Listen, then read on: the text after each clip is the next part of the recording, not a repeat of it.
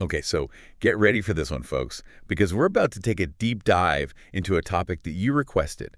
Mm. And it's a real fascinating one. We're talking about Mozart and Salieri. Yes. But not just the typical rivalry we get from, like, watching the movie Amadeus. Right. We want to go deeper. Like, what makes these two musical titans tick, Yeah. on a deeper level?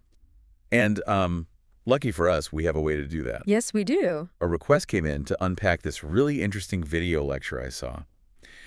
It's by this guy, Antonio Fernandez Guerrero, who's a self-proclaimed Mozart maniac, I love that. and he analyzes both Mozart and Salieri according to the Enneagram.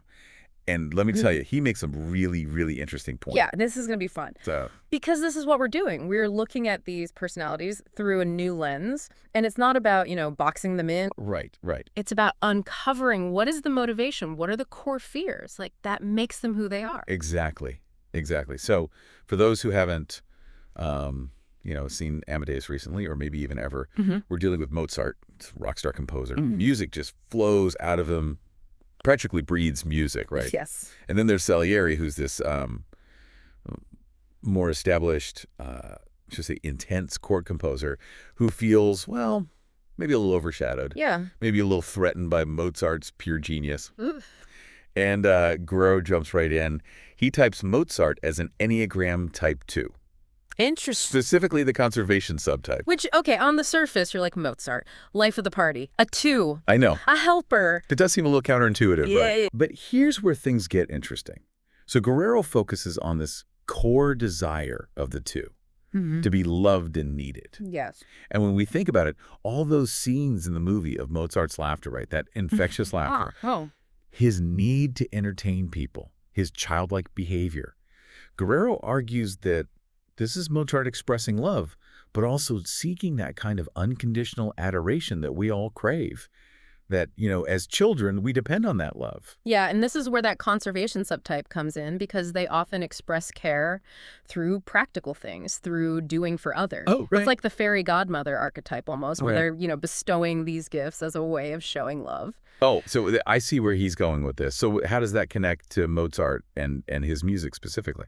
Well, I mean, think about it. Mozart's output was incredible. Over 600 pieces of music. I know. It's incredible. Right.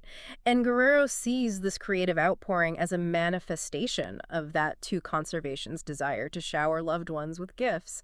And in Mozart's case, those gifts are musical. That's actually a really fascinating connection because it makes me think of those moments in the film where Mozart shows pride. Yeah. There's that one point where he calls Italian opera garbage because he's like, it doesn't portray love well enough, right? Right. Is that an example of this too pride, this need to be recognized?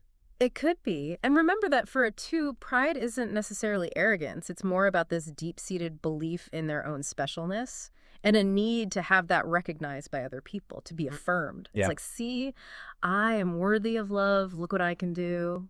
Okay, so that's Mozart, this outpouring of love, his music. What about Salieri? Where does he fit in on the Enneagram? Well, Guerrero identifies Salieri as a type 4, Okay. the individualist, and specifically the sexual 4 subtype, which, and I quote, he calls the insufferable subtype. Insufferable subtype. Yes, insufferable. Okay, now you have to explain this. I have to know more. This insufferable subtype, how does it fit with Salieri? Okay, so at their core, 4s fear being flawed or insignificant. Okay. They long to express their uniqueness and feel significant in the world. And a sexual 4 in particular experiences this through intensity. Okay. Intense experiences, intense relationships. And this intensity can often manifest as competitiveness and envy, especially when they perceive that someone else possesses what they lack. Which brings us to Salieri's envy of Mozart, right? Yeah. It is palpable in the film, but Guerrero argues that it's not just, oh, I want his talent. Right. It comes from this really deep-seated feeling of inadequacy, like a belief that he's been denied something that Mozart just has naturally. Absolutely. And remember that monologue where Salieri is raging against God? Oh, yeah. Chills. Every time. Right. Where he's convinced that he, Salieri, was meant to receive Mozart's divine gift. Yeah. This isn't just professional jealousy. This is deep personal anguish, Yeah. rooted in that core fear of the four, Yeah. that fear of being flawed and insignificant, of being robbed of their rightful place. It's like he sees in Mozart everything that he is not. Yeah. And so it makes his reaction all the more volatile, all the more tragic. Yeah. It's that intensity of the sexual four, amplified by this perceived injustice. Wow. Okay, so we're starting to see the roots of this rivalry take shape Yes. and how these underlying fears and motivations might be fueling this drama. But, I mean, how does this Enneagram perspective change our understanding of the music? That's a great question. And does it make us rethink Salieri's alleged plot to, destroy Mozart? I mean, Let's get into that. so we've got Mozart, this fountain of love and generosity with his music, and then you have Salieri wrestling with these deep-seated fears of inadequacy and this burning envy. Right. But how does looking at it through the Enneagram, how does that change how we even see the music? Well, that's the beauty of it, right? It gives us this whole other way to connect with it. So with Mozart, Guerrero argues that, his music is incredibly complex, Oh, yeah. but a lot of times you hear this playful, almost childlike joy. Right. It's like you can hear that to conservation desire to delight, to bring people together. Yeah, and I mean, and that tracks with what we see of Mozart in Amadeus, right? Like, he's always up for a good time, always cracking jokes. Totally. And the music just seems to flow out of him Effortless. effortlessly. Right. And then you have Salieri, who Guerrero argues, he composes technically proficient music, Right. but it lacks that same emotional depth, that Yeah. spark of something unique. Almost as if that fear of being insignificant that he has is like preventing him from putting that same kind of raw, unfiltered beauty into his music that we see from Mozart. So it's almost like their music becomes an extension of their type. Yeah. It's expressing those deepest fears and desires. That exactly. And that makes me think about Salieri's plot to destroy Mozart. Yeah. I mean, we often see it as this straightforward, oh, he was jealous. Right. But is there more to it when we think about it through the Enneagram? Yeah, it's interesting, right? If we're looking at it from this lens of the sexual four, Yeah. his actions become less about wanting to be Mozart and more about trying to possess that divine spark that he feels is missing in himself. Okay.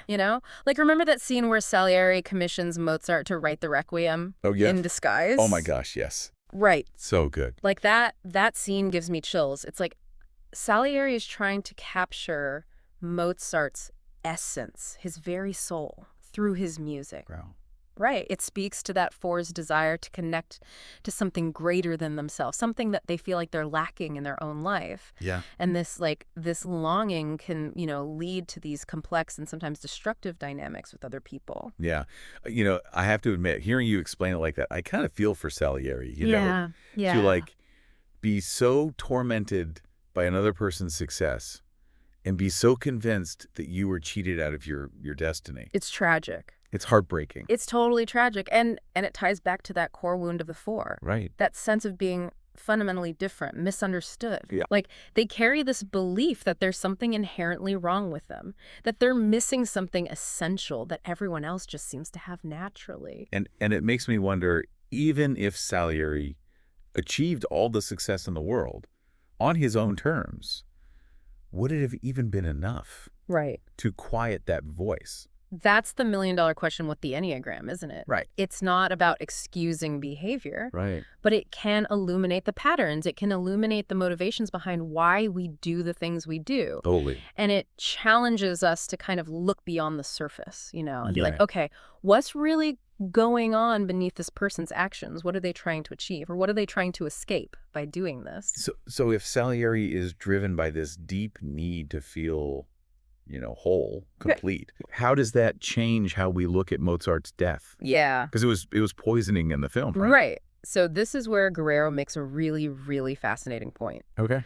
He basically says that a lot of that poisoning narrative, that was an invention, really. Oh, wow. That was based on rumors that were circulating after Mozart died. Okay. And he even points out that most Mozart scholars now believe that he most likely died from illness, Okay. which was, tragically common in those times. Oh, wow.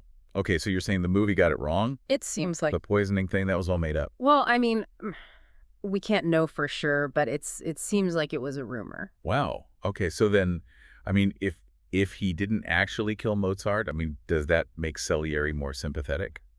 Or does Yeah. it make it more disturbing? That's the beauty of this, right? We're Yeah. digging deeper. Yeah. And we have to confront these complexities of human motivation, you know? Right. Even if he didn't physically orchestrate Mozart's death, he was still engaging in a form of psychological warfare, that was very much driven by his own internal struggles. Right. He's still trapped in that comparison, that resentment, Exactly. constantly measuring himself against Mozart. Yes. And feeding his own insecurities. And that actually, I mean, this brings up such a good point about the Enneagram. What's that?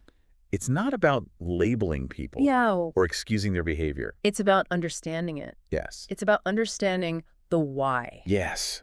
The why behind it. The fears, the desires, Yes. and then ultimately using that understanding to cultivate compassion. Yes. 100%. For ourselves and for others, even those, insufferable others. So many insufferables. Yes. This has been so fascinating. But I'm curious, like, is there anything in Salieri's music itself Yeah. that hints at these internal struggles, this envy, this longing that we've been talking about? That's a great question. Yeah. Like if we're listening to his music and we have this understanding of, his Enneagram type, his fears, this longing, Yeah. can we hear it? Can we hear those struggles in the notes? Well, that is where things get really interesting because Guerrero, he argues that while we can't hear Salieri's envy directly, we can listen for what he might have been trying to achieve through the music. Okay. Remember, fours, they crave that deep sense of significance. So Guerrero says, listen for evidence of Salieri striving for this, like grandiose beauty in his music. Right. Almost as if, he's trying to prove his worth, his significance, right? Right, yeah. Especially in comparison to Mozart. So he's going for this calculated attempt to just blow everyone out of the water. It's possible. It's possible. Which, I mean, that makes it even more fascinating to listen to now, knowing what might be going on under the surface. Exactly. It's like you have this secret decoder ring now. Right. And this is where, understanding something like the Enneagram can actually enrich how we experience art, how we experience history even. It's not about reducing these figures to these simple types. It's about adding layers. Right. Adding these layers of understanding, It's like we've been watching Amadeus in 2 dimensions our whole lives, and now we have 3D glasses. I love that. So, I mean, after all this, what do you think is the most important thing to remember about Mozart and Salieri through this Enneagram lens? Oh, man. I think it goes back to that idea of understanding our own internal motivations. Yeah. Whether we're writing symphonies or we're, just trying to go about our day, we all carry fears and desires. Right. And I think the more that we can understand those, the more compassion we can cultivate, both for ourselves and for the Salieris in our lives. Yeah. The people that, maybe rub us the wrong way. It's so easy to get caught up in judging other people, especially when we feel threatened or insecure.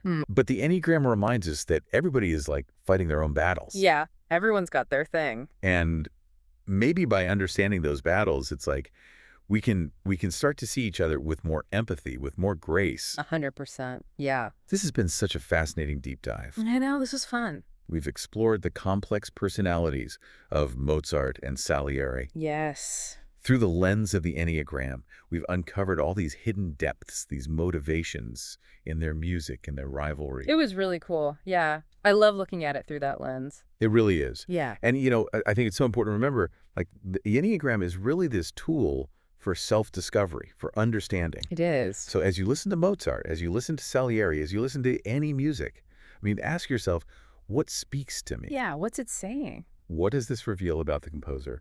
What does this reveal about me? I love that. And dear listener, we want to leave you with this. If you were to direct your own version of Amadeus, and you could take everything you know now about the Enneagram, and you knew that Mozart probably died of natural causes, what would be the theme of your film? Would it be rivalry? Would it be tragedy? Or would it be something a little more nuanced, a little more human? Something like forgiveness?